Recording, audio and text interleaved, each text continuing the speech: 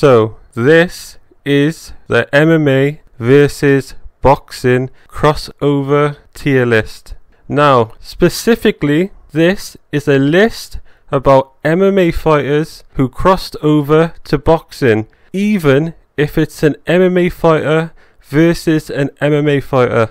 Every new image will appear in A tier before being ranked. I am basically rating these on how fun the fight is, how much skill was shown, how well the MMA fighter did in the other sport, and also, lastly, how exciting the build-up is. Number 1. Logan Paul versus Dillon Danis. Okay, this was pretty embarrassing, but the build-up was entertaining. But we didn't realize Danis would also troll us in the fight. He barely threw a punch, just used a high guard and plodded forward. Logan was too fast for him. Danis is a Brazilian Jiu-Jitsu guy. We got what we got. The worst thing is usually MMA fighters have a, oh, he is lucky I never choked him. But Danis attempted a choke and slipped off. The brawl at the end was fun though, but this was an F tier, obviously. The build-up was A tier, but the fight sucked. Danis was there for a check and truly didn't want to fight Logan Paul, which is fair. He is a Brazilian Jiu-Jitsu guy who hadn't fought in years because of a knee injury, and Logan is a fast, athletic guy. We shouldn't have expected much. Number 2. Jake Paul versus Anderson Silva. So this is the first Jake Paul fight I got wrong. Anderson Silva had just beat Julio Cesar Chavez, who was a former world champion, and he had also stopped Tito Ortiz in a round. Now it wasn't super impressive doing that to Tito, but still, Tito had never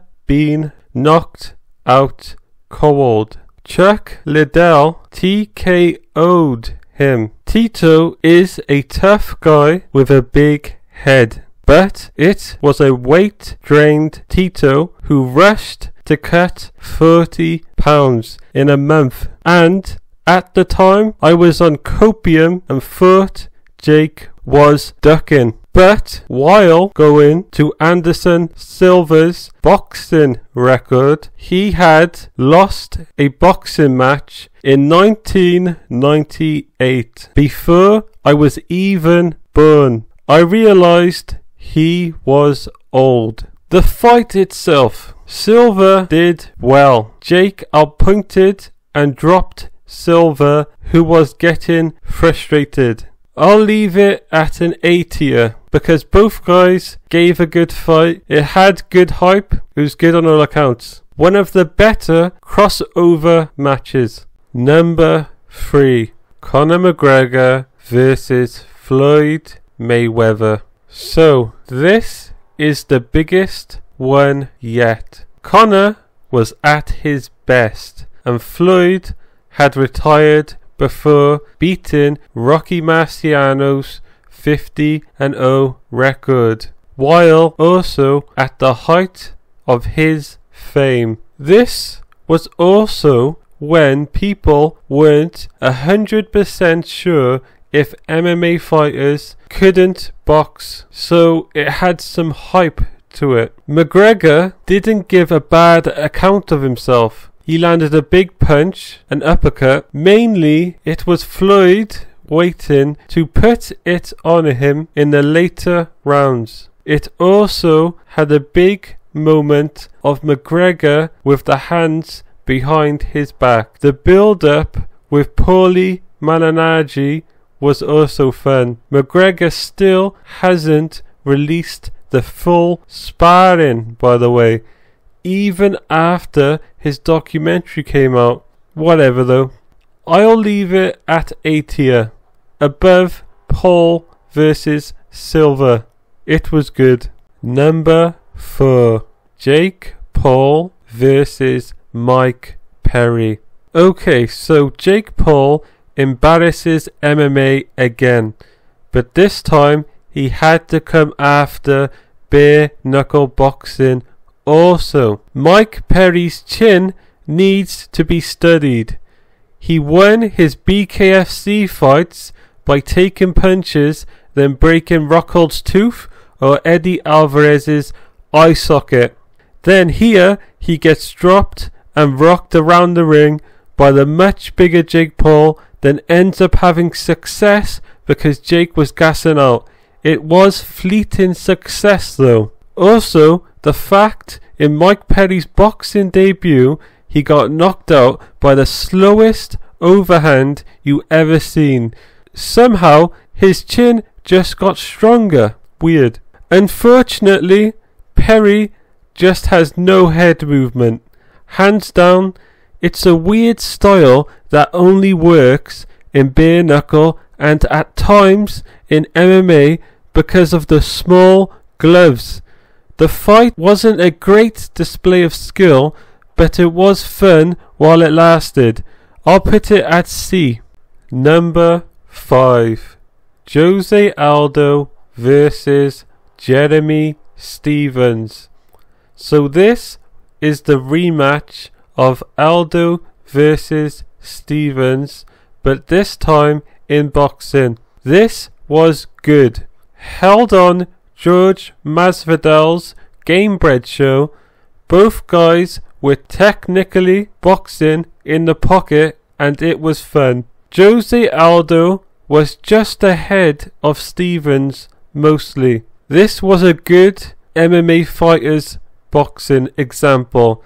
A recommended watch. I'll leave this in A tier, just above Silva versus Paul and behind McGregor versus Mayweather. Number 6, Jake Paul versus Tyron Woodley 1. This wasn't bad. We didn't know how MMA fighters would compete against boxers. I always thought Jake would win, as Tyron Woodley just had an overhand you had to watch out for, and that overhand hadn't been working for years at that point. It had its moments, like Woodley punching Jake to the ropes. Jake also hurt Woodley a few times. The build-up wasn't bad, the hype was good, the fight was pretty slow and air though. This is a good B tier. Number 7, Jake Paul versus Tyron Woodley 2. Okay, this one. So Woodley took this on short notice this time, when Tommy Fury pulled out. I thought Woodley would have a better chance here because the pressure was off him, which while this fight was going, Woodley was doing better and exploding a lot trying to get the KO. But then he slowed down and Jake set up that big KO blow by jabbing to the stomach and hitting him over the top with the big overhand. It's about one of the hardest punches that can land on a man. Sweat flying everywhere. For that, I'm going to leave it at A tier, behind McGregor vs Mayweather, mainly because that KO made it a must see. Brutal, out cold, face plant. Number 8, Triad Combat. Okay, so now, since A tier is getting cluttered, the new arrivals will appear on S tier. So, Triad Combat was actually an MMA crossover promotion started by Triller, who are a app like TikTok that got into combat sports with Mike Tyson versus Roy Jones Jr. put on some events like Vitor Belfort versus Evander Holyfield and Anderson Silva versus Tito Ortiz. They started this promotion and it seemed like their eyes just went black when they got that Tyson versus Roy Jones Jr. money and were just trying anything. Triad Combat was boxing in a triangle ring with small gloves and spinning backhands allowed. It tried to make a fair rule set for boxing versus MMA. It featured some bouts like Mike Perry versus Michael Seals. Seals being an experienced pro who had dropped Pettis, but Pettis toughed it out to win a decision. But it had an absolutely disgraceful fight of Frank Mir versus Kubrat Pulev. Kubrat Pulev was just coming off a world title fight with Anthony Joshua. Frank Mir is a very old BJJ guy. It made no sense. Kubrat Pulev also absolutely dwarfed Frank Mir, who is a big guy himself. It makes you appreciate how big heavyweight boxers are. So yeah, Pulev just walked through Mir in a very late stoppage, a very weird fight. What I also didn't like is Triller made Rampage Jackson and Shannon Briggs team captains, trying to build that fight, I think, instead of making that fight itself. Then they ran out of money after. Strange. The event was alright and worth the money. I think it was £15 for the pay-per-view. I'll put it at B tier, above Paul vs Woodley 1. Number 9. Jake Paul versus Nate Diaz. This fight, Nate had some success. Jake dropped Nate. It was alright, but Nate looked fat and slow compared to his recent match with Jorge Masvidal, which it later came out he had a neck injury after Rampage Jackson said one side of Nate's chest muscles were just gone because in his neck the nerves were pinched. So Nate came for a paycheck and the build-up was okay. I'll give it top B tier. It wasn't bad. Number 10. Anderson Silva versus Chael Sonnen. Okay, so you might be thinking that was an MMA match over a decade ago. No, they boxed. It was more like a light sparring session where they just pity-patted. It was Silva's last match. I don't know. I think even if it was a spar, they could have went harder, but whatever. F tier. But Chael pretending like it was a real fight before and after, that was good. So it's above Logan vs Danis. Number 11.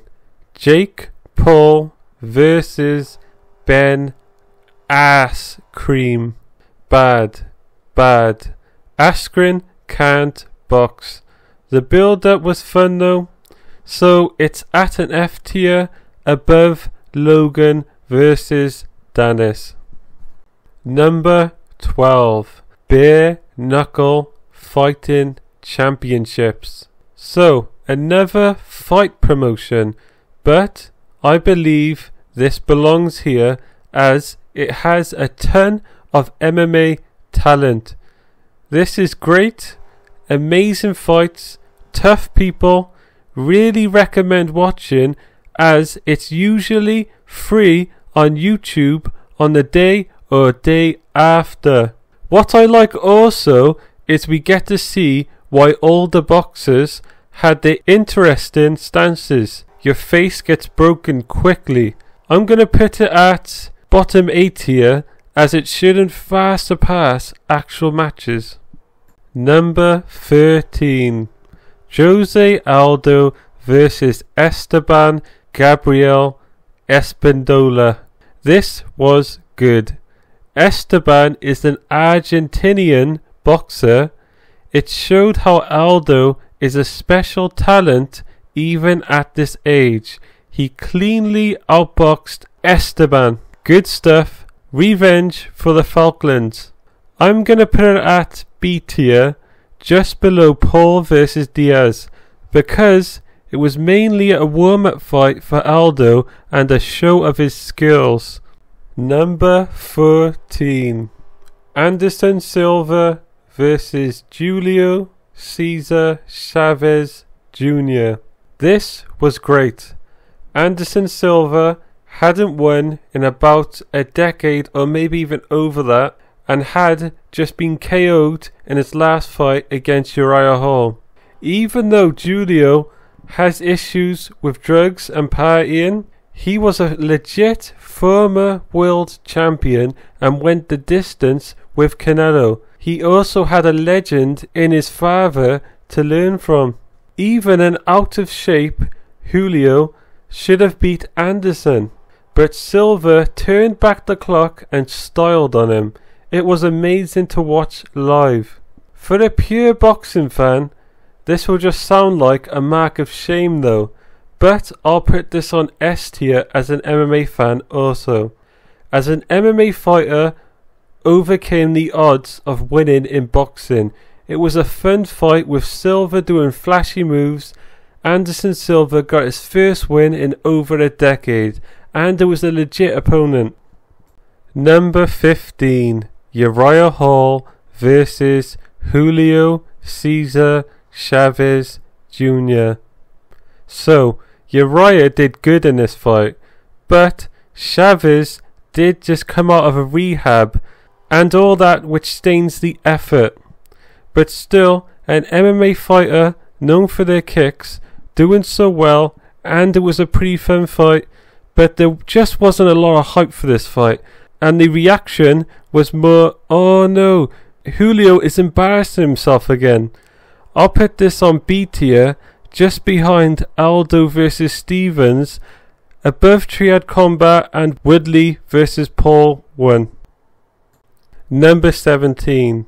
Uriah Hall versus Le'Veon Bell. I'm sorry, those type of names are hard for me. So Bell is an NFL player, and I think he might be very famous in places like America and Canada, but I don't know him.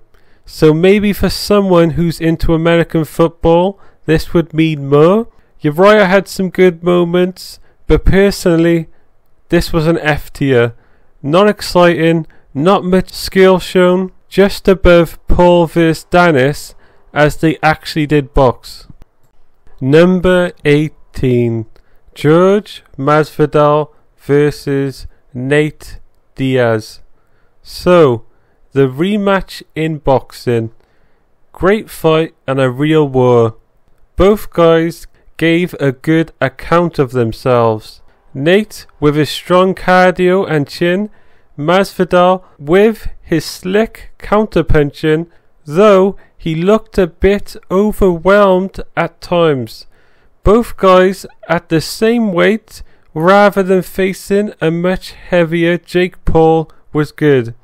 I'll put this at an S tier, below Chavez Silva. It's everything you want in a crossover event. Number 19.